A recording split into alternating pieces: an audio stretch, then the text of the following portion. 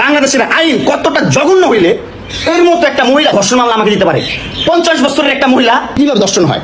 তোকে কিভাবে ধর্ষণ হয় সেটা তুই কোর্টে যে প্রমাণ করবি। তোমরা ছেলে হয় এগুলো বলতে পারতেছ না। আমার জীবন তো এমনি শেষ, আমার জীবন ধ্বংস।